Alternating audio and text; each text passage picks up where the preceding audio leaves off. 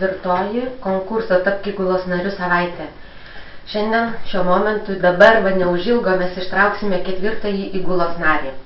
Šią misiją atlikti mes pakvietėme svečią, kuri šiandien pas mūsų improvizuotai studijai, dienraščio Lietuvos rytas žurnalistą, dalyvavusi pirmajame Lietuvos buriuotojų žygyje per Atlantą, taip pat jachta Lietuva apiplaukusi aplink pasaulį ir šiaip gerą žmogų Gediminą Pilaitį. Sveiki, Gediminai. Sveiki, dėkoju už tokią garbę ir jaučiu didelę atsakomybę, nes tas žmogus, kurio pavardė bus perskaityta, gaus didžiulę gyvenimo dovaną, buriuos iki Baltijos jūrą iki Ščecino. Noriu jūsų paklausti vieną klausimą. Jūs apiplaukėt ir pasaulį, dalyvavot žygyje per Atlantą. Ko šie žygiai yra reikšmingi Lietuvai? Jūs turbūt žinote, kad Lietuva trokšta tapti jūrų valstybė ir šie žygiai, tokia pastanga buvo buriuotojų paversti šitą svajonę realybę. Sąjūdžio laikais subrandyta idėja perplaukti Lietuvos buriuotojams pirmą kartą Atlanto vandenyną sportiniam jachtom sukėlė didelį atgarsį visuomenėje.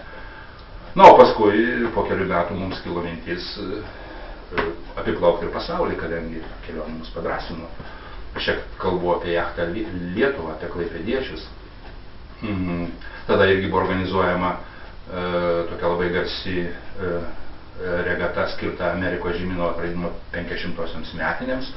Mes leidomės į šitą regatą, perplaukėm Atlantą, paskui nukrypom nuo maršruto, regata pasuko į Liverpoolį, o mes per Panamos kanalą šovėm į Ramųjį vandenyną, paskui Indijos vandenynas. Tai kiek truko tai?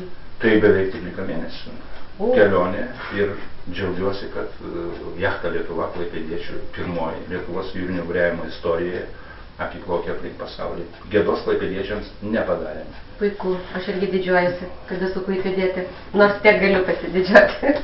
Esate apiplaukęs ir garsųjį Horno ragą. Tuo pasigirti gali tikrai ne kiekvienas buriuotojas. Ir kuo ta vieta ypatinga? Ten daug vėjo.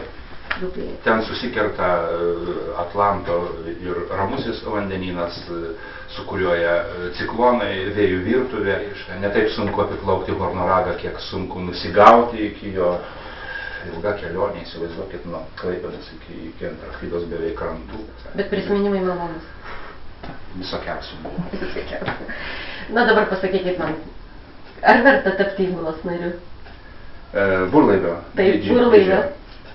Aš manau, kad tie, kurie taps įgulos nariais, tai jiems tiesiog nusišypsos gyvenimas.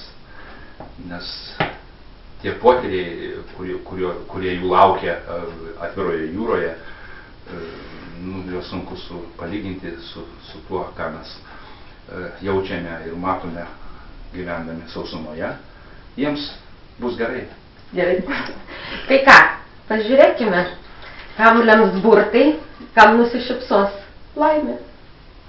O, kaip iš kraštelio iškart pirmas. Ką mes čia turim?